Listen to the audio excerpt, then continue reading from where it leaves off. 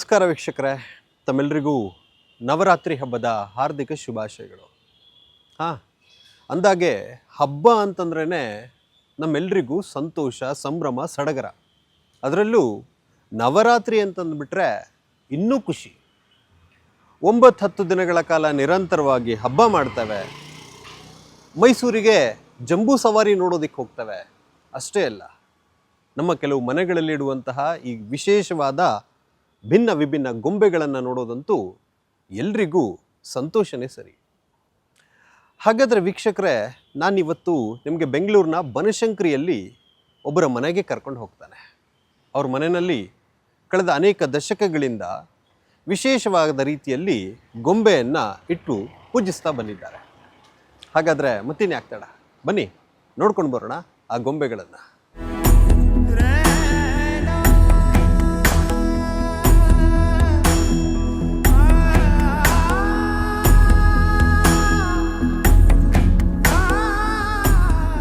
ವೀಕ್ಷಕರೇ, ಇವತ್ತು ನಮ್ಮೊಂದಿಗೆ ಶ್ರೀಯುತ ರವಿ ಚಕ್ರವರ್ತಿ ಅವರು ಇದ್ದಾರೆ.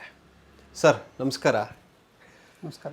ನಿಮ್ಮ ಮನೆಗೆ ಬಂದು ಒಳಗಡೆ ಬಂದ ತಕ್ಷಣ ನಮಗೆ ಸಿಕ್ಕಾಪಟ್ಟೆ ಸಂತೋಷ ಆಯಿತು. ಯಾಕೆ ಅಂತಂದರೆ ನಿಮ್ಮ ಮನೆಯಲ್ಲಿ ಸುಮಾರು 3/4 ಭಾಗವನ್ನು ಗೊಂಬೆಗಳಿಂದನೇ ತುಂಬಿಸ್ಬಿಟ್ಟಿದ್ದೀರಾ. ಸರ್, ತಮ್ಮದೊಂದು ಕಿರು ಪರಿಚಯ ಮಾಡಿಕೊಡ್ಬೋದಾ? ನನ್ನ ಹೆಸರು ರವಿ ಚಕ್ರವರ್ತಿ. ನಾನು ಇಲ್ಲೇ ಬೆಂಗಳೂರಲ್ಲೇ ಹುಟ್ಟಿ ಬೆಳೆದವನು. ಕಳೆದ ನನಗೆ ಗೊತ್ತಿರೋ ಹಾಗೆ ಕಳೆದ ಒಂದು 60-65 ವರ್ಷಗಳಿಂದ ನಾವು ಈ ಬೊಂಬೆ ಇಡುವಂತಹ ಒಂದು ಕಾರ್ಯಕ್ರಮವನ್ನು, ಬೊಂಬೆ ಇಡುವಂಥ ಒಂದು ಪದ್ಧತಿಯನ್ನು ನಾವು ಮುಂದುವರಿಸ್ತಾ ಇದ್ದೀವಿ. ನಾನು ಹೇಳಿದ್ರೆ ನಾವು ಇಡ್ತಾ ಇದ್ದೀವಿ ಅಂತ ಹೇಳ್ತಾ ಇಲ್ಲ. ಅಂದರೆ ನಮ್ಮ ತಂದೆಯವ್ರ ಕಾಲದಲ್ಲಿ, ನಮ್ಮ ತಂದೆಯವರ ತಾಯಿ ಕಾಲದಲ್ಲಿ, ನಮ್ಮ ಅಜ್ಜಿ ಕಾಲದಲ್ಲಿ, ಅಂದರೆ ಹೆಚ್ಚು ಕಡಿಮೆ ಈ ಬೊಂಬೆ ಇಡುವಂಥ ಕಾರ್ಯಕ್ರಮಕ್ಕೆ ಒಂದು 100 ವರ್ಷಗಳ ಇತಿಹಾಸ ಇದೆ ಅಂದರೆ ತಪ್ಪಾಗಲಾರದು. ನಮ್ಮ ಹಳಬರು ಹಾಕಿಕೊಟ್ಟಂಥ ಒಂದು ಹಾದಿಯನ್ನು ನಾವು ತುಳಿತಾ ಇರುವಂಥದ್ದು ನಮಗೆ ಭಾಳ ಹೆಮ್ಮೆಯ ವಿಷಯ. ನಾವು ಮಾಡ್ತಿರುವಂಥ ಕಾರ್ಯ ಮುಂದುವರ್ಕೊಂಡು ಹೋಗುತ್ತೆ, ನನ್ನ ಮಗಳು ಅದನ್ನು ಮುಂದುವರಿಸ್ತಾಳೆ ಅನ್ನುವಂಥ ಧೈರ್ಯ ನನಗಿದೆ, ನಂಬಿಕೆಯೂ ಇದೆ. ನಾವು ಈ ಕ್ಷೇತ್ರಕ್ಕೆ ಬಂದು ಸುಮಾರು 60 ವರ್ಷ ಆಗ್ತಾ ಬಂತು. 55-56 ವರ್ಷ ಆಯಿತು. ಸ್ವಂತ ಮನೆ, ಅಂದರೆ ನಮ್ಮ ತಾತ ಅವರು ಕಟ್ಟಿದಂಥ ಮನೆ ಇದು. ನಾವು ಅದೇ ಮನೆಯಲ್ಲಿ ಮನೆ ವ್ಯತ್ಯಾಸ ಮಾಡದೆ ಹಾಗೆ ಉಳಿಸ್ಕೊಂಡಿದ್ದೀವಿ. ಫ್ಲೋರಿಂಗಿಂದ ಹಿಡಿದು, ನೆಲದಿಂದ ಹಿಡಿದು ಎಲ್ಲ ಕಡೆ ಹಾಗೆ ಮಾಡ್ಕೊಂಡು ಬಂದಿದ್ದೀವಿ. ನನ್ನ ಬಾಲ್ಯ ಎಲ್ಲ ಮಲ್ಲೇಶ್ವರದಲ್ಲಿ ಕಳೀತು. ಮಲ್ಲೇಶ್ವರದಲ್ಲಿ ಆದ ನಂತರ ಇಲ್ಲಿ ನಮ್ಮ ತಾತ ಅವ್ರ ಮನೆ ಕಟ್ಟಿದಾಗ ಅವರ ಆರೋಗ್ಯ ಸ್ವಲ್ಪ ಏರ್ಪೇರಾಗಿದ್ದ ನಾವೆಲ್ಲ ಇಲ್ಲಿಗೆ ಬಂದ್ವಿ. ಸೊ ನಾನು ಪ್ರೈಮರಿ ಸ್ಕೂಲೆಲ್ಲ ಓದಿದ್ದು ಮಲ್ಲೇಶ್ವರದಲ್ಲಿ, ಮಲ್ಲೇಶ್ವರಂ ಶಿಶು ವಿಹಾರ ಅಂತ ಭಾಳ ಒಳ್ಳೆ ಶಾಲೆಯಲ್ಲಿದ್ದಂಥದ್ದು. ಅದಾದ ನಂತರ ನಾನು RBNM ಶಾಲೆಯಲ್ಲಿ ಹೈಸ್ಕೂಲೆಲ್ಲ ಓದಿದೆ. ಅಲ್ಲೇ PUC ಕಾಲೇಜ್ ಶುರು ಆಯಿತು. ಅಲ್ಲಿ ನಮ್ಮ ತಂದೆಯವರು ಪ್ರಾಂಶುಪಾಲರಾಗಿದ್ದರು, ಕೃಷ್ಣಯ್ಯಂಗಾರ್ ಅಂತ. ಅವರೇ ಮೊದಲನೇ ಪ್ರಾಂಶುಪಾಲರು. ಅಲ್ಲಿ ಸೇರಿಕೊಂಡೆ ನಾನು. ಅದಾದ ನಂತರ ವಿಜಯ ಕಾಲೇಜಲ್ಲಿ ಡಿಗ್ರಿ ಮಾಡಿಕೊಂಡೆ. ಕಡೆಗೆ ನಾನು ಚೆನ್ನೈ ಮದ್ರಾಸ್ ಯೂನಿವರ್ಸಿಟಿಯಲ್ಲಿ MA ಪಬ್ಲಿಕ್ ಅಡ್ಮಿನಿಸ್ಟ್ರೇಷನ್ ಮಾಡಿಕೊಂಡೆ. ಈಗೊಂದು ಕಂಪನಿನಲ್ಲಿ ಮ್ಯಾನೇಜರಾಗಿ ಕೆಲಸ ಮಾಡ್ತಿದ್ದೀನಿ. ನಾವು ಇಂಗ್ಲೀಷ್ ಲ್ಯಾಂಗ್ವೇಜ್ ಸರ್ಟಿಫಿಕೇಷನ್ ಅದರ ಕೆಲಸವನ್ನು ಮಾಡ್ತೀವಿ, ಕೇಂಬ್ರಿಡ್ಜ್ UKಗೋಸ್ಕರ. ಸಣ್ಣ 4ನೇ ವಯಸ್ಸು ಮಕ್ಕಳಿಂದ ಹಿಡಿದು ಪೋಸ್ಟ್ ಗ್ರ್ಯಾಜುಯೇಷನ್ ತನಕ ಅವ್ರಿಗೆಲ್ಲ ವಿದ್ಯಾಭ್ಯಾಸ ದೃಷ್ಟಿಯಿಂದ ನಾವು ಮಾಡ್ತಾಯಿದ್ದೀವಿ. ಓಕೆ, ರಿಟೈರ್ ಅಂತೂ ಆಗಿಲ್ಲ. ಸರ್, ಭಾರತ ಅತ್ಯಂತ ವಿಭಿನ್ನವಾದಂತಹ ದೇಶ. ಜಗತ್ತಿನ ಯಾವ ದೇಶದಲ್ಲೂ ಇಲ್ಲದೇ ಇರುವಂತಹ ಸಂಸ್ಕೃತಿ, ಸಂಪ್ರದಾಯ, ಪರಂಪರೆ ನಮ್ಮ ಭಾರತದಲ್ಲಿದೆ. ನಮ್ಮ ಭಾರತದಲ್ಲಿ ಹಬ್ಬಗಳಿಗೇನು ಕಡಿಮೆ ಇಲ್ಲ ಸರ್. ಎಲ್ಲ ತಿಂಗಳಲ್ಲೂ ಹಬ್ಬಗಳಿದೆ. ನಾವು ಎಲ್ಲ ಹಬ್ಬವನ್ನು ಕೂಡ ಅತ್ಯಂತ ವಿಶೇಷವಾಗಿ ಆಚರಿಸ್ತಾ ಬಂದಿದ್ದೇವೆ. ಹಾಗೆಯೇ ಈ ನವರಾತ್ರಿ ಅಥವಾ ದಸರಾ ಅಂತಂದರೆ ಭಾರತದಾದ್ಯಂತ ಆಚರಣೆ ಮಾಡ್ತೇವೆ. ಬೇರೆ ಬೇರೆ ಭಾಗದಲ್ಲಿ ಬೇರೆ ಬೇರೆ ರೀತಿಯಾಗಿ ಆಚರಣೆ ಮಾಡ್ತೇವೆ. ಇನ್ನು ನಮ್ಮ ಕರ್ನಾಟಕಕ್ಕೆ ಬಂದರೆ ಮುಖ್ಯವಾಗಿ ನಾವು ಗೊಂಬೆಗಳನ್ನು ಇಟ್ಟು 9-10 ದಿನಗಳ ಕಾಲ ನಿರಂತರವಾಗಿ ಅದನ್ನು ಭಕ್ತಿಯಿಂದ, ಶ್ರದ್ಧೆಯಿಂದ ಪೂಜೆ ಮಾಡಿ ನಾವು ನಮ್ಮ ಭಕ್ತಿಯನ್ನು ವ್ಯಕ್ತಪಡಿಸ್ತೇವೆ. ಸರ್, ತಮಗೆ ಈ ಗೊಂಬೆಗಳನ್ನು ಇಡಬೇಕು ಅನ್ನುವಂತಹ ಈ ಸಂಪ್ರದಾಯ ತಮ್ಮ ಹಿರಿಯರಿಂದ ಬಂತು ಅಂತ ಹೇಳಿದ್ರಿ. ಹೇಗೆ ಸರ್? ಬೊಂಬೆ ಇಡುವಂಥದ್ದು ನೀವು ಹೇಳಿದಾಗೆ ಕರ್ನಾಟಕದಲ್ಲಿ ಒಂದು ವಿಶೇಷ. ಅದು ನಮ್ಮ ಮೈಸೂರು ಮಹಾರಾಜರ ಕಾಲದಿಂದ ಪ್ರಾರಂಭ ಆದಂಥದ್ದು. ಅವರು ಬೊಂಬೆಗಳನ್ನು ಕೂರಿಸೋಕ್ಕೆ ಶುರು ಮಾಡಿದ್ರು. ಅದಾದ ನಂತರ ಮೈಸೂರಲ್ಲಿ ಬಹಳ ಪ್ರಸಿದ್ಧವಾಗಿತ್ತು. ಮನೆಯಲ್ಲೂ ಬೊಂಬೆಗಳು ಕೂರಿಸ್ತಾ ಇದ್ದರು. ಅದಾದ ನಂತರ ಅದು ನಿಧಾನವಾಗಿ ಕರ್ನಾಟಕದ ಎಲ್ಲ ಭಾಗಗಳಿಗೂ ಹೆಚ್ಚು ಕಡಿಮೆ ಹರಡ್ಕೋತಾ ಇದೆ. ಅದರಲ್ಲೂ ದಕ್ಷಿಣ ಕರ್ನಾಟಕದಲ್ಲಿ ಭಾಳ ಚೆನ್ನಾಗಿ ಬೊಂಬೆಗಳು ನೀಡುವಂಥ ಕಾರ್ಯಕ್ರಮ ನಡೀತಾ ಇದೆ. ಅವ್ರು ಮಾಡಿದಂಥ ಉದ್ದೇಶ ಇಷ್ಟೇ, ಮತ್ತು ನಾವು ಮಾಡ್ತಿರೋ ಉದ್ದೇಶನೂ ಅಷ್ಟೇ. ಬೊಂಬೆಗಳು ಅಂದರೆ ಕೇವಲ ಬೊಂಬೆಗಳೆಲ್ಲ, ಅದನ್ನು ಕೇವಲ ಪ್ರದರ್ಶನಕ್ಕೋಸ್ಕರ ಸುಮ್ಮನೆ ಒಂದು 7 ಮೆಟ್ಲಿಟ್ಟು ಅದರಲ್ಲಿ ಜೋಡಿಸುವಂಥದ್ದಲ್ಲ. ಅದರ ಮೂಲಕ ನಾವು ಸಮಾಜಕ್ಕೆ ಏನಾದರೂ ಒಂದು ವಿಶೇಷವಾದಂಥ ಒಂದು ಅರ್ಥವನ್ನು ಕೊಡೋ ದೃಷ್ಟಿಯಿಂದ, ಒಂದು ದೃಷ್ಟಿಯನ್ನು ಕೊಡೋ ದೃಷ್ಟಿಯಿಂದ ನಾವು ಈ ಬೊಂಬೆಗಳನ್ನು ಕೂರಿಸಿ, ನಮ್ಮ ತಂದೆಯವರ ಕಾಲದಿಂದನೂ ನಾವು ಯೋಚನೆ ಮಾಡ್ತಿರೋಂಥದ್ದು, ನಾವು ಕೂರಿಸಿರೋ ಬೊಂಬೆ ಈಗಿನ ಪರಿಸ್ಥಿತಿಗೆ ಹೇಗೆ ಹೊಂದ್ಕೊಳ್ಳುತ್ತೆ ಅನ್ನೋಂಥದ್ದನ್ನು ಯೋಚನೆ ಮಾಡುವಂಥದ್ದೇ ನಮ್ಮ ಒಂದು ಕಲ್ಪನೆಯ ದೃಷ್ಟಿ. ಸೊ ನಾವು ಇಡೋಂಥ ಬೊಂಬೆಗಳೆಲ್ಲವೂ ಕೂಡ ನಾವು ಈಗಿನ ಪರಿಸ್ಥಿತಿಗೆ ಹೇಗೆ ವ್ಯತ್ಯಾಸ ಆಗ್ತಾಯಿದೆ, ಹೇಗೆ ಅದು ಹೊಂದ್ಕೊಳ್ತಾ ಇದೆ, ನೂರಾರು ವರ್ಷಗಳ ಚರಿತ್ರೆ ಆದರೂ ಕೂಡ ಹೆಂಗೆ ಹೊಂದ್ಕೋತಾ ಇದೆ ಅನ್ನೋದನ್ನು ಯೋಚನೆ ಮಾಡುವಂಥದ್ದೇ ನಮ್ಮ ಈ ಬೊಂಬೆಗಳು ನೀಡುವಂಥ ಒಂದು ವಿಶೇಷ. ಇನ್ನು ಮುಖ್ಯವಾಗಿ ತಮ್ಮಲ್ಲಿ ಸಾಕಷ್ಟು ಬೇರೆ ಬೇರೆ ಥರದ ಗೊಂಬೆಗಳಿದೆ ಸರ್, ಅದ್ರ ಬಗ್ಗೆ ತಿಳಿಸ್ಕೊಡೋದಾದರೆ. ಮೊಟ್ಟ ಮೊದಲನೇದಾಗಿ ನಾವು ಈ ಪಟ್ಟದ ಬೊಂಬೆ ಅಂತ ಎರಡು ಜೋಡಿ ಇಟ್ಟಿದ್ದೀವಿ. ಮರದ ಬೊಂಬೆಗಳು, ಮರಪಾಚಿ ಬೊಂಬೆಗಳು ಅಂತ ಹೇಳ್ತಾರೆ ಅದನ್ನ. ಅದು ರಾಜಾರಾಣಿ ನಮ್ಮ ಲೆಕ್ಕದಲ್ಲಿ. ಅಂದರೆ ನಮಗೆ ಹಬ್ಬಕ್ಕೆ ಅದನ್ನು ವಿಧವಾಗಿ ಅಲಂಕಾರ ಮಾಡಿ ಅದನ್ನು ಸಂಭ್ರಮ ಪಡುವಂಥದ್ದು ನಮ್ಮ ಒಂದು ಪದ್ಧತಿ. ಸೊ ಅದರ ಜೊತೆಗೆ ನಮ್ಮ ಮನೆಯವರಿಗೆ ಅವರ ತಾತನ ಕಾಲದಲ್ಲಿ ಕೊಟ್ಟಂಥ ಶ್ರೀನಿವಾಸನ ವಿಗ್ರಹ, ಅದು ಮರದ್ದೇನೆ, ಅದಕ್ಕೆ ಅಲಂಕಾರ ಮಾಡಿ ಎಲ್ಲ ಇಡುವಂಥದ್ದು. ಆದರೆ ಒಟ್ಟಾರೆ ನಾವು ಈ ಬೊಂಬೆಗಳನ್ನು ಬೇರೆ ಬೇರೆ ಥೀಮ್ ಇಟ್ಕೊಂಡು ನಾವು ಜೋಡಿಸಿದ್ದೀವಿ. ಸುಮ್ಮನೆ ಯಾವುದೋ ಜೋಡಿಸಿಲ್ಲ ಬೊಂಬೆಗಳನ್ನು. ಈಗ ಉದಾಹರಣೆಗೆ ಅನೇಕ ಸಲ ದಶಾವತಾರ ಅಂತ ಇಡ್ತಾರೆ, ಅನೇಕರ ಮೇಲೆ ದಶಾವತಾರದ ಆರ್ಡರೇ ಗೊತ್ತಿರಲ್ಲ ಅವ್ರಿಗೆ, ಎಲ್ಲೆಲ್ಲೋ ಇಡೋಂಥ ನೋಡಿದ್ದೀವಿ ನಾವು. ಸೊ ದಶಾವತಾರ ಮತ್ತು ಇದ್ರ ಬಗ್ಗೆ ಹೇಳಬೇಕು ಅಂತಂದರೆ, ಮೊದಲ 2 ಮೆಟ್ಲುಗಳು ಎಲ್ಲ ಬೇರೆ ಬೇರೆ ಭಾಗವತದ ಕಥೆಗಳು ಮತ್ತು ನಮ್ಮ ದೇವರುಗಳ ಕಥೆಗಳಿದೆ. 3ನೇದರಲ್ಲಿ ದಶಾವತಾರ ಇದೆ. ದಶಾವತಾರ ಇತ್ತೀಚಿನ ದಿನಗಳಲ್ಲಿ ಹೊಸದಾಗಿ ಬಂದಿರುವಂಥ ಹೊಸ ವಿಚಾರ ಅಂತ ಹೇಳಿದ್ರೆ, ಅದು ಎವಲ್ಯೂಷನ್ ಆಫ್ ಮ್ಯಾನ್ ಅನ್ನುವಂಥದ್ದನ್ನು ಹೇಳ್ತಾರೆ. ಅಂದರೆ ಮೊದಲು ಅದು ಮತ್ಸ್ಯಾವತಾರ, ಬರೀ ನೀರಲ್ಲೇ ಇತ್ತು. ಮತ್ಸ್ಯದಿಂದ ಕೂರ್ಮ, ನೀರು ಮತ್ತು ಜಲಚರ ಆಯಿತದು. ಅದಾದ ನಂತರ 4 ಕಾಲುಗಳ ಪ್ರಾಣಿ ಆಯಿತು, ಬಹಳ ಬಲಿಷ್ಠವಾದ ಪ್ರಾಣಿ. ನಾವೆಲ್ಲ ಕೇಳಿದ್ದೀವಿ, ನೋಡಿದ್ದೀವಿ. ಅದು ಇಡೀ ಒಂದು ಭೂಮಿಯನ್ನೇ ಮೇಲೆತ್ಕೊಂಡು ಬಂತು, ಅದು ವರಾಹ ಅನ್ನುವಂಥದ್ದು. ಅದಾದ ನಂತರ ನರಸಿಂಹ ಆವಾಗ ಪೂರ್ತಿ ಮನುಷ್ಯ ಆಗಲಿಲ್ಲ, ಅದು ಅರ್ಧ ಮನುಷ್ಯ ಅರ್ಧ ಪ್ರಾಣಿ ಆಯಿತು. ಅದಾದ ನಂತರ ವಾಮನ ಬೊಂಬೆ ಇನ್ನೂ ಚಿಕ್ಕವನು, ಅವನು ಅಂದರೆ ದೊಡ್ಡದಾಗಿ ಬೆಳೀಲಿಲ್ಲ, ಸಣ್ಣದಾಗಿ ಬೆಳೆದ. ಅದಾದ ನಂತರ ಬಂದದ್ದಂತೂ ಪರಶುರಾಮ ಪೂರ್ಣ ವ್ಯಕ್ತಿ ಆದರೂ ಕೂಡ ಅವನಿಗೆ ತನ್ನ ಸ್ವಂತ ಭಾವನೆಗಳ ಮೇಲೆ ಯಾವುದೇ ಅವನಿಗೆ ಕಂಟ್ರೋಲ್ ಇರಲಿಲ್ಲ, ಅವನಿಗೆ ಯಾವುದೇ ಇದಿರಲಿಲ್ಲ, ಸ್ಥಿಮಿತ ಇರಲಿಲ್ಲ. ಅವ್ರ ತಂದೆ ಹೇಳಿದ್ರು, ನಿಮ್ಮ ತಾಯಿನ ತಲೆ ಕಡಿಯಿಂದ ಕಡದೆ ಬಿಟ್ಟ ಅವನು. ಆಮೇಲೆ ವರ ಕೇಳಿದಾಗ ನಮ್ಮ ತಾಯಿನ ಬದುಕಿಸ್ಕೊಟ್ರು, ಅದು ಬೇರೆ ಕಥೆ. ಅದಾದ ನಂತರ ಬಂದಂಥದ್ದು ರಾಮ. ಅದು ನಮ್ಮ ಈ ದಶಾವತಾರದಲ್ಲಿ ಒಂದು ಕ್ಲೈಮ್ಯಾಕ್ಸ್ ಅಂತ ಹೇಳ್ಬೋದು. ರಾಮ ಅಂದರೆ ಏನು ಅಂತ ಹೇಳಿದ್ರೆ, ಅಣ್ಣ ಅಂದರೆ ಹೇಗಿರಬೇಕು, ಮಗ ಅಂದರೆ ಹೇಗಿರಬೇಕು, ಗಂಡ ಅಂದರೆ ಹೇಗಿರಬೇಕು, ಇದೆಲ್ಲವೂ ಹೇಗಿರಬೇಕು ಅಂದರೆ ರಾಮ ಇದ್ದಂಗಿದ್ರೆ ಆಯಿತು ಅನ್ನೋದು. ಆದರೆ ಎಲ್ಲಕ್ಕಿಂತ ಹೆಚ್ಚಾಗಿ ಅವನು ತನ್ನ ಸ್ವಂತ ಧರ್ಮವನ್ನು ಕಡೆಗಣಿಸಿ ರಾಜಧರ್ಮವನ್ನು ಪಾಲನೆ ಮಾಡಿದದ್ದು ಈಗಿನ ಎಲ್ಲ ಜನಗಳಿಗೂ ಅದೊಂದು ಮಾದರಿ. ಎಷ್ಟರ ಮಟ್ಟಿಗೆ ಅಂದರೆ, ಯಾವನೋ ಒಬ್ಬ ಅಗಸ ಒಬ್ಬ ಅದನ್ನು ನಿನ್ನ ಹೆಂಡತಿ ಅಲ್ಲಿ ಅಷ್ಟು ವರ್ಷ ಇದ್ಲಲ್ಲ ಅಂದ ತಕ್ಷಣ ಅವಳನ್ನ ಕಳಿಸ್ಬಿಟ್ಟ ಕಾಡಿಗೆ. ಯಾತಕ್ಕೆ ಕಳಿಸ್ದ ಅಂತ ಹೇಳಿದ್ರೆ, ರಾಜಧರ್ಮ ಹೇಳುತ್ತೆ ನನಗೆ ಯಾರು ಕೂಡ ಪ್ರಜೆಗಳು ನನ್ನ ಕಡೆ ಕೈ ತೋರಿಸ್ಬಾರ್ದು ಅನ್ನುವಂಥದ್ದು. ಅದಾದ ನಂತರ ಬಂದಂಥದ್ದು ಬಲರಾಮ, ಅದಾದ ನಂತರ ಕೃಷ್ಣ. ರಾಮನ ಕಾಲದಲ್ಲಿ ಎಲ್ಲವೂ ಸತ್ಯವೇ, ಅದು ಸತ್ಯ ಬಿಟ್ಟು ಬೇರೆ ಚಾನ್ಸೇ ಇಲ್ಲ, ಅದಕ್ಕೆ ಅವಕಾಶವೇ ಇಲ್ಲ, ಹೇಳ್ದಂಗೆ ನಡಿಬೇಕು ಅಷ್ಟೇ. ದಶರಥ ಕೈಕೇಯಿಗೆ ಹೇಳಿದ್, ನನಗೆ 3 ವರ ಕೊಟ್ಟಿದ್ದೆ, ವರ ಕೊಟ್ಟ ಅವನು.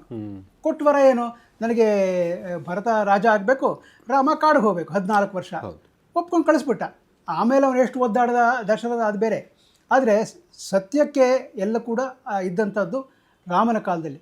ಕೃಷ್ಣನ ಕಾಲ ಬಂದಾಗ ಸ್ವಲ್ಪ ಸುಳ್ಳು ಹೇಳ್ಬೋದು, ಸ್ವಲ್ಪ ಮೋಸ ಮಾಡ್ಬೋದು, ಆದರೆ ಇದು ಧರ್ಮ ಗೆಲ್ಲಬೇಕಾದ್ರೆ ಇವೆಲ್ಲವನ್ನು ಮಾಡಿಸ್ಬೇಕು ಅನ್ನುವಂಥದ್ದನ್ನು ಮಾಡಿ ತೋರಿಸ್ದ ಕೃಷ್ಣ. ಹೀಗಾಗಿ ಅವನು ಕೆಲವು ಸಲ ಸುಳ್ಳು ಹೇಳಿದ್ದ. ಧರ್ಮರಾಯನ ಕೈನಲ್ಲಿ ಅಶ್ವತ್ಥಾಮ ಹತಕ್ಕುಂಜರ ಅಂದರೆ ಅಶ್ವತ್ಥಾಮ ಸತ್ತೋದ ಅಂತ ಹೇಳಿದ. ಕಡೆಗೆ ಅಶ್ವತ್ಥಾಮ ಅಂತ ಆನೆಯನ್ನು ಮೆತ್ತಿಗೆ ಹೇಳಿಸ್ದ. ಇದೆಲ್ಲ ಮಾಡ್ದ. ಕಡೆಗೆ ಚಕ್ರ ತೆಗಿತಿದ್ದಂಥ ಕರ್ಣನನ್ನು ಕೊಲ್ಲುವಂಥ ಅರ್ಜುನನಿಗೆ ಸೂಚನೆ ಕೊಟ್ಟ. ಇದೆಲ್ಲ ಮಾಡಿದಂಥದ್ದು ಧರ್ಮ ಗೆಲ್ಲಬೇಕು ಅನ್ನೋ ದೃಷ್ಟಿಯಿಂದ. ಇದೆಲ್ಲ ಆದ ನಂತರ ಈಗ ಬಂದಿರುವಂತಹ ಕಲಿಗಾಲ, ಅದ್ರ ಬಗ್ಗೆ ಎಷ್ಟು ಹೇಳಿದ್ರು ಎಷ್ಟು ಹೇಳದೇ ಇದ್ದರೂ ಅಷ್ಟೇ ಒಳ್ಳೆಯದು ಅಂತ ನನಗನ್ಸುತ್ತೆ. ಅದಾದ ನಂತರ ಅಷ್ಟಲಕ್ಷ್ಮಿಯರು, ಅದರ ಲಕ್ಷ್ಮೀರ ವಿಗ್ರಹ ಇದೆ. ಇಲ್ಲಿ ಸುಂದರೇಶನ ಕಲ್ಯಾಣ, ಇದು ಮಧ್ಯದಲ್ಲಿ ನಮ್ಮ ಸಾರ್ವಜನಿಕ ಈಗಿನ ಇರುವಂಥ ಮದುವೆ, ಆ ಕಡೆ ಶ್ರೀನಿವಾಸ ಕಲ್ಯಾಣ. ಇಲ್ಲಿ ಮತ್ತೆ ಬೇರೆ ಬೇರೆ ಬೊಂಬೆಗಳಿದೆ. ಈ ಒಂದು ಬೊಂಬೆ ಇದು ನಮ್ಮ ಮನೆಯಲ್ಲಿರುವಂಥ ಅತ್ಯಂತ ಹಳೆಯ ಬೊಂಬೆ, ಸುಮಾರು 130 ವರ್ಷಗಳದಕ್ಕೆ. ಶಕುಂತಲೆ ಮೇನಕೆ ಬೊಂಬೆ ಅದು ಚಂದ್ರಶಿಲೆಯಲ್ಲಿ ಮಾಡಿರುವಂಥದ್ದು, ಪ್ಯೂರ್ ಚಂದ್ರಶಿಲೆಯಲ್ಲಿ ಮಾಡಿರುವಂಥದ್ದು. ಮತ್ತು ಆ ಥರ ಇರುವಂಥ ಬೊಂಬೆಗಳು ಈ ಲಕ್ಷ್ಮೀ ಸರಸ್ವತಿ ಇದೆ, ಅಲ್ಲೊಂದು ಬೊಂಬೆ ಕೂತಿದೆ, ಅದೆಲ್ಲವೂ ಕೂಡ ಸುಮಾರು 100 ವರ್ಷದ ಮೇಲಿರುವಂಥ ಬೊಂಬೆಗಳು.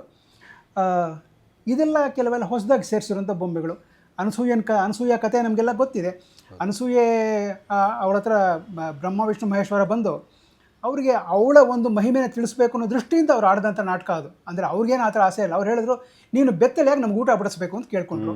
ಅದಕ್ಕೆ ಅವಳು ಬಡಿಸ್ತೀನಿ ಬಿಡಿ ಅಂತ 3 ಜನ ಸಣ್ಣ ಮಕ್ಕಳಾಗಿ ಮಾಡಿಬಿಟ್ರು, 1-2 ವರ್ಷದ ಮಕ್ಕಳನ್ನ, 1 ವರ್ಷದ ಮಕ್ಕಳನ್ನಾಗಿ.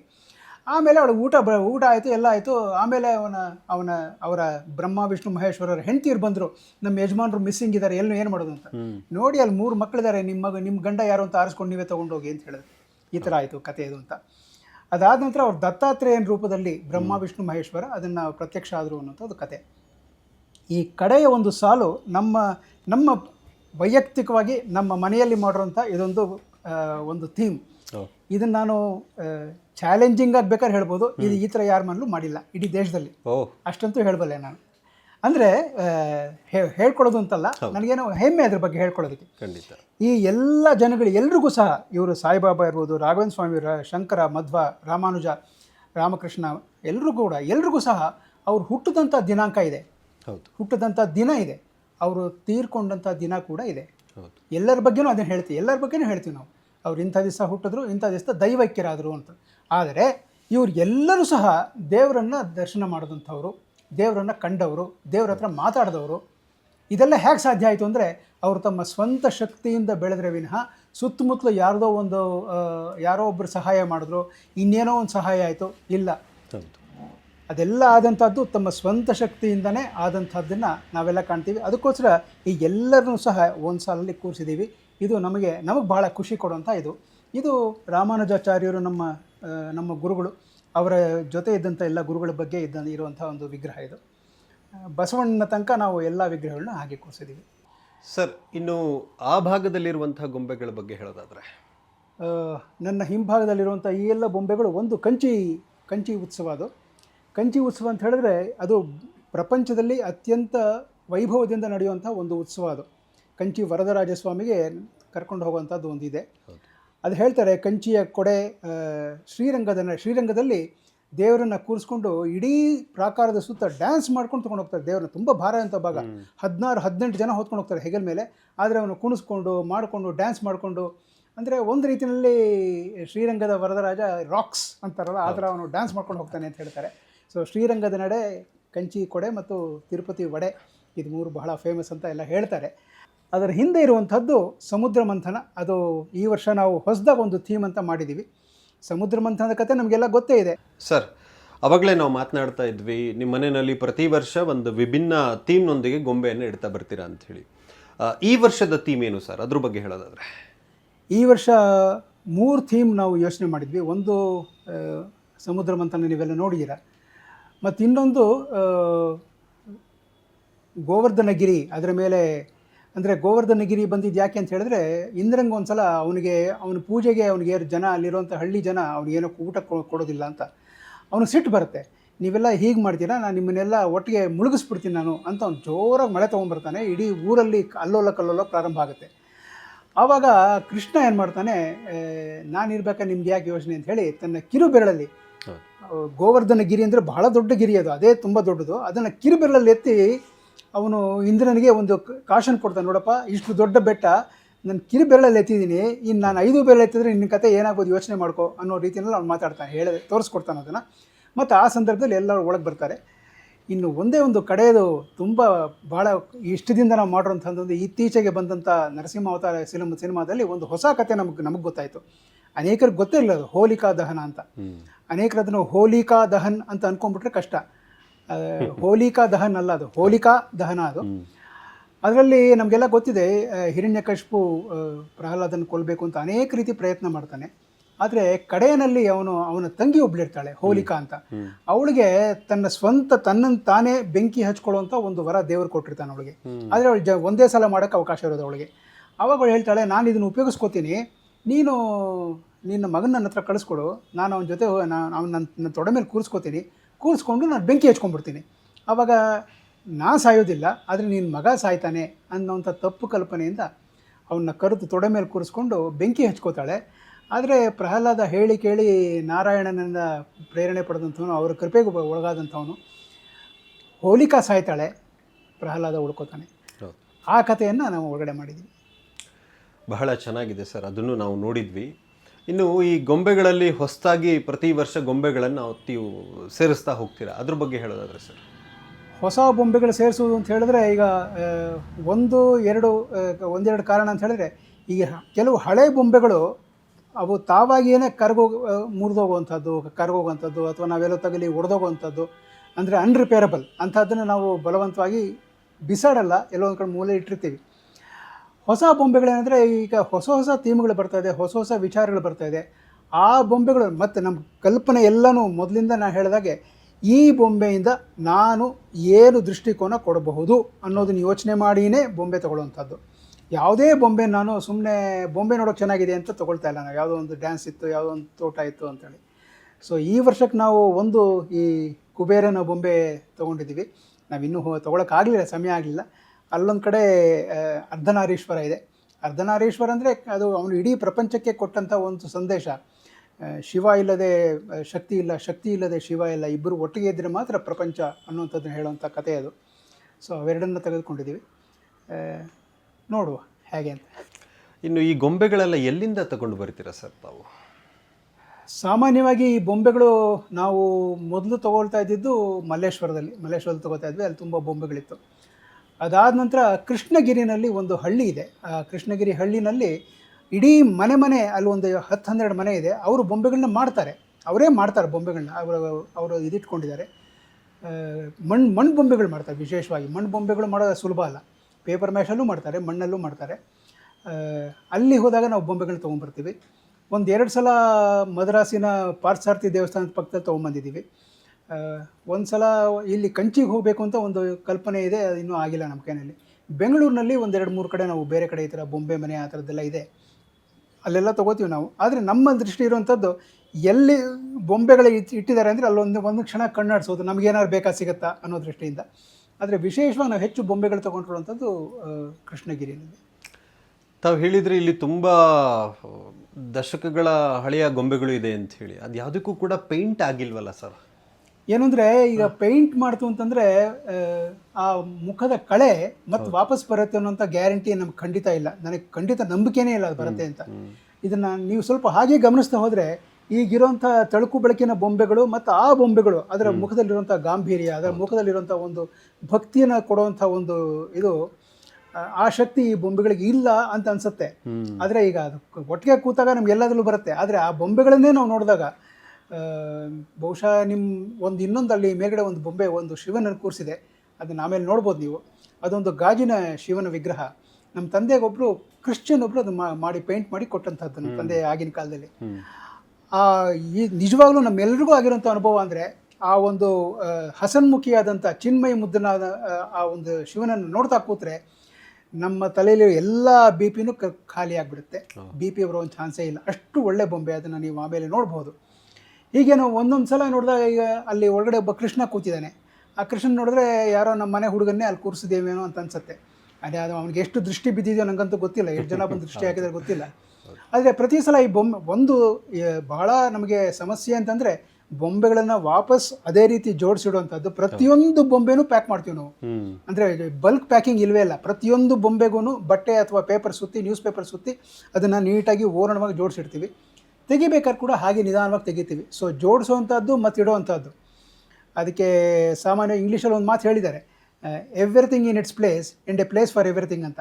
ಅದನ್ನು ಈ ಬೊಂಬೆ ವಿಷಯದಲ್ಲಿ ನಾವು ಫಾಲೋ ಮಾಡದೆ ಹೋದರೆ ನಾವು ಮುಂದಿನ ವರ್ಷ ಬೊಂಬೆ ಇಡೋಕ್ಕೆ ಸಾಧ್ಯವೇ ಇಲ್ಲ. ನಮ್ಗೆ ಈಗೇನು ಅಂತಂದರೆ, ನಾವೆಲ್ಲ ಬೊಂಬೆ ಎಲ್ಲ ಒಂದು ಬಾಕ್ಸಲ್ಲಿ ಹಾಕಿರ್ತೀವಿ, ಅದ್ರ ಮೇಲೆ ಸ್ಟಿಕ್ಕರ್ ಹಾಕ್ತೀವಿ. ಇದು ಶ್ರೀರಾಮ ನಂಬರ್ 1 2025 ಅಂತ ಬರೆದ್ರೆ, ಸೊ ನೆಕ್ಸ್ಟ್ ಟೈಮ್ ತೊಗೊಂಡಾಗ ರಾಮ ಬೊಂಬೆ ಇಲ್ಲಿದೆ, ಸೊ ರಾಮನ ಬೊಂಬೆಯಲ್ಲಿ ಇಡ್ತೀವಿ, ಅಲ್ಲಿ ತೊಗೊಂಡು ಇಟ್ಕೊಂಡು ಅಲ್ಲಿ ಇಡ್ತಾ ಹೋಗುವಂಥದ್ದು. ಹೀಗಾಗಿ ನಮಗೆ ಆ ಬೊಂಬೆಗಳನ್ನ ಜೋಡಿಸುವಂಥದ್ದು ಮತ್ತು ತೆಗೆಯುವಂಥದ್ದು, assembling and dismantling, it is equally a very big job, very responsible job. But ಇದೆಲ್ಲ ಆಗೋದು ಯಾಕೆ ಅಂತಂದು ಏನಂದರೆ, ನಮ್ಗೆ ಒಂದೊಂದು ಬೊಂಬೆ ಎತ್ತಿಡಬೇಕಾದ್ರೂ ಕೂಡ ನಾವು ನಮ್ಮ ಮನೆಯಲ್ಲಿದ್ದಂಥ ಯಾವುದೋ ಸಣ್ಣ ಮಗುನ ಎತ್ಕೊಂಡು ಇನ್ನೊಬ್ಬರ ಕೈ ಕೊಟ್ಟವೇನೋ ಅನ್ನೋಂಥ ಭಾವನೆಯಿಂದನೇ ಮಾಡ್ತೀವಿ ವಿನಃ ಅಯ್ಯೋ ಬೊಂಬೆ ಏನು ಬಿದ್ದರೆ ಏನಾಯಿತು ಅನ್ನೋಂಥದ್ದು ನಮ್ಗೆ ಇಲ್ಲಿ ತನಕ ಆಗಿಲ್ಲ. ಸರ್, ಇನ್ನು ಕೆಲವರು ಮಾತಾಡ್ಕೊಳ್ತಾರೆ ಸರ್, ಏನು ಹಿಂದೂ ಧರ್ಮದಲ್ಲಿ ಸಿಕ್ಕಾಪಟ್ಟೆ ಹಬ್ಬಗಳಿದೆ, ತಿಂಗಳಕ್ಕೊಂದು ಹಬ್ಬ, ದಿನಕ್ಕೊಂದು ಹಬ್ಬ, ಸುಮ್ಮನೆ ಖರ್ಚು, ಈ ಥರದ್ದೆಲ್ಲ ಮಾತಾಡುವಂಥವ್ರ ಸಂಖ್ಯೆ ಕೂಡ ಇದೆ.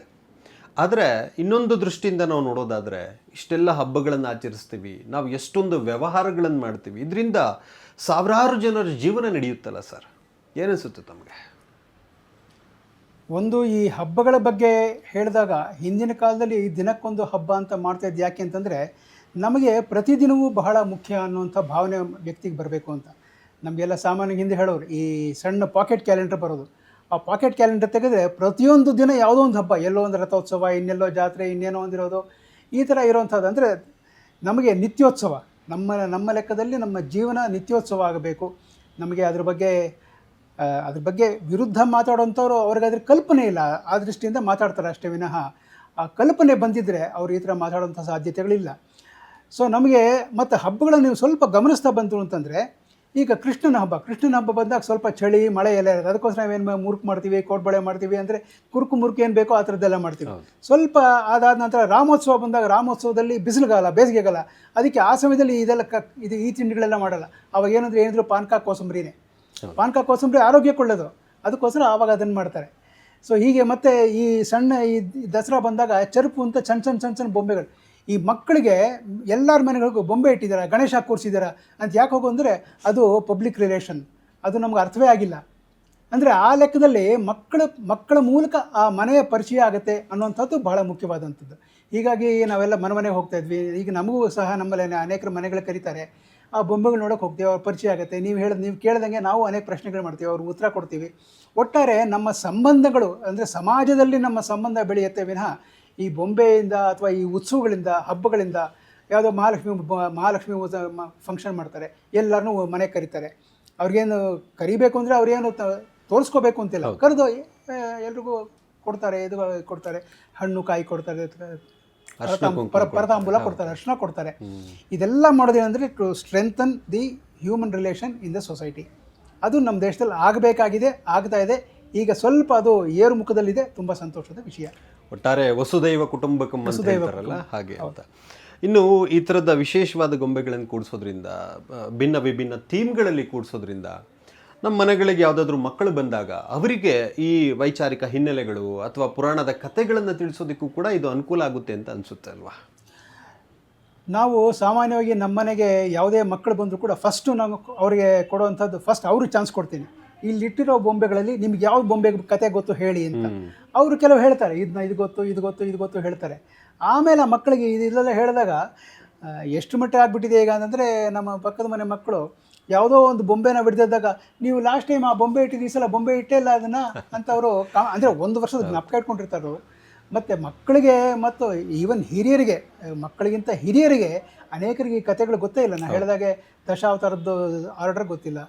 ಸೊ ಇದೆಲ್ಲ ಸಮಸ್ಯೆಗಳಿರೋದ್ರಿಂದ ಬೊಂಬೆಗಳ ಮೂಲಕ ನಮ್ಮ ಒಂದು ಸಂಸ್ಕೃತಿ ಕೂಡ ಅದರ ಉದ್ದೀಪನ ಆಗಬೇಕು ಅನ್ನುವಂಥದ್ದೇ ನಮ್ಮ ಅಪೇಕ್ಷೆ ಆಗ್ತಾಯಿದೆ.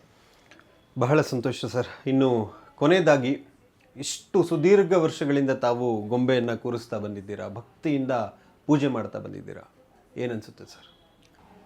ಇದು ಒಂದು ರೀತಿಯಲ್ಲಿ ನಮಗೆ ಸಿಕ್ಕಂಥ ಪುಣ್ಯ ಅಂತ ನಾನು ಅಂದ್ಕೊಂಡಿದ್ದೀನಿ. ನಮ್ಮ ಅನೇಕ ವರ್ಷಗಳ ಒಂದು ತಪಸ್ಸಿನ ಫಲ, ನಮ್ಮ ಹಿರಿಯರ ತಪಸ್ಸಿನ ಫಲ, ನಮಗೆ ಇದೊಂದು ಅವಕಾಶ ಸಿಕ್ಕಿದೆ. ಇದನ್ನು ನನ್ನ ಕೈಲಾದಷ್ಟು ವರ್ಷ ಅಂದರೆ ನಾನು ಇದನ್ನು ಯೋಚನೆ ಮಾಡಬೇಕು ಅಂತಲ್ಲ, ಎಲ್ಲಿ ತನಕ ನನಗೆ ಆ ಬೊಂಬೆ ನೀಡೋಕ್ಕೆ ತಾಕತ್ತಿದೆಯೋ ಅಲ್ಲಿ ತನಕ ಇದನ್ನು ಮುಂದುವರಿಸಬೇಕು. ಅದನ್ನು ಮುಂದುವರಿಸ್ಕೊಂಡು ಹೋಗೋದ್ರ ಮೂಲಕ ಅದನ್ನು ನಾನು ನನ್ನ ಮುಂದಿನ ಒಂದು ಜನ್ರೇಷನ್ಗೆ ಅದನ್ನು ಟ್ರಾನ್ಸ್ಫರ್ ಮಾಡಬೇಕು. ಮತ್ತು ಅದರ ಮೂಲಕ ನಮ್ಮ ಸಂಸ್ಕೃತಿಯೂ ಕೂಡ, ನಮ್ಮ ಸಂಸ್ಕೃತಿ, ನಮ್ಮ ವಿಚಾರಗಳು, ಅದು ಕೂಡ ಕ್ಯಾರಿಯಿಂಗ್ ದ ಬ್ಯಾಟನ್ ಅಂತ ಹೇಳ್ತಾರೆ, ಅದನ್ನು ಹ್ಯಾಂಡ್ ಓವರ್ ಮಾಡುವಂಥ ಜವಾಬ್ದಾರಿ ನಮಗಿರೋದ್ರಿಂದ, ಆ ಒಂದು ಜವಾಬ್ದಾರಿ ತಲೆಯಲ್ಲಿರೋದ್ರಿಂದ ಅನೇಕ ವರ್ಷಗಳಿಂದ ನಾವು ನಿರಂತರವಾಗಿ ಯಾವುದೇ ಸುಸ್ತು ಅನ್ನೋಂಥ ವಿಚಾರ ಹೇಳಿದೆ, ಭಕ್ತಿಯಿಂದ, ಶ್ರದ್ಧೆಯಿಂದ ಇದರ ಮೂಲಕ ನಾವು ನಮ್ಮ ತಾಯಿ ಭಾರತೀಯ ಸೇವೆಯನ್ನು ಮಾಡ್ತಾ ಇದ್ದೀವಿ ಅನ್ನುವಂಥ ಒಂದು ದೃಢವಾದ ನಂಬಿಕೆ ನನಗಿದೆ. ಬಹಳ ಒಳ್ಳೆ ಮಾತುಗಳನ್ನು ಆಡಿದ್ರಿ. ತಮ್ಮ ಮನೆಗೆ ಬಂದ್ವಿ, ಎಲ್ಲ ಗೊಂಬೆಗಳ ದರ್ಶನ ಆಯಿತು, ನಮಗೆ ಎಲ್ಲ ಗೊಂಬೆಗಳ ಪರಿಚಯ ಮಾಡಿಕೊಟ್ರಿ. ಸೊ ನಿಮ್ಮ ಈ ಸಂಪ್ರದಾಯ ಅಥವಾ ಈ ಭಕ್ತಿ ಹೀಗೆ ಮುಂದುವರಿಲಿ ಅಂಥೇಳಿ ತಮಗೆ ಆಶಿಸ್ತಾ ಕಾರ್ಯಕ್ರಮದಲ್ಲಿ ಭಾಗವಹಿಸಿದ್ದಕ್ಕೆ ವಾಹಿನಿಯ ಪರವಾಗಿ ಪ್ರೀತಿಯ ವಂದನೆಗಳು ಸರ್. ದಸರಾ ಹಬ್ಬದ ಶುಭಾಶಯಗಳು. ಧನ್ಯವಾದಗಳು. ನಿಮಗೂ ಶುಭಾಶಯಗಳು. ಒಳ್ಳೆಯದಾಗಲಿ. ನೋಡಿದ್ರಲ್ಲ ವೀಕ್ಷಕರೇ, ನಮ್ಮ ಭಾರತೀಯ ಪರಂಪರೆಯಲ್ಲಿ ಈ ದಸರಾ ಹಬ್ಬಕ್ಕೆ ವಿಶೇಷವಾದಂತಹ ಸ್ಥಾನ ಇದೆ. ಅದರಲ್ಲೂ ದಕ್ಷಿಣ ಭಾರತದಲ್ಲಿ ಈ ಭಿನ್ನ ವಿಭಿನ್ನ ಗೊಂಬೆಗಳನ್ನಿಟ್ಟು ನಾವು 9-10 ದಿನಗಳ ಕಾಲ ತಾಯಿ ದುರ್ಗೆಯನ್ನು ಆರಾಧಿಸ್ತೇವೆ. ನಾವು ನಮ್ಮ ಮನೆಯಲ್ಲಿ ಗೊಂಬೆಯನ್ನಿಟ್ಟಿದ್ರೆ ಪರವಾಗಿಲ್ಲ, ಕೊನೆ ಪಕ್ಷ ಇಡಲಿಲ್ಲ ಅಂತಂದರೆ ನಮ್ಮ ಸುತ್ತಮುತ್ತಲಿನ ಎಲ್ಲಿ ಗೊಂಬೆಯನ್ನಿಟ್ಟಿದ್ದಾರೋ ಅಲ್ಲಿಗೆ ನಮ್ಮ ಮನೆಯ ಮಕ್ಕಳನ್ನು ಕರೆದುಕೊಂಡು ಹೋಗೋಣ, ಅಲ್ಲಿ ಗೊಂಬೆಗಳ ದರ್ಶನ ಮಾಡಿಸೋಣ. ಅಲ್ಲಿಟ್ಟಿರುವಂತಹ ವಿಶೇಷ ಗೊಂಬೆಗಳ ಪರಿಚಯವನ್ನು ಮಕ್ಕಳಿಗೆ ಮಾಡಿಸೋದ್ರ ಮುಖಾಂತರ ನಮ್ಮ ಸಂಸ್ಕೃತಿ ಸಂಪ್ರದಾಯವನ್ನು ಮುಂದಿನ ಪೀಳಿಗೆಗೆ ತಲುಪಿಸೋದಕ್ಕೆ ನಾವೆಲ್ಲರೂ ಕೂಡ ಕೈ ಜೋಡಿಸೋಣ. ತಮ್ಮೆಲ್ಲರಿಗೂ ಮತ್ತೊಮ್ಮೆ ದಸರಾ ಹಬ್ಬದ ಶುಭಾಶಯಗಳು. Thank you.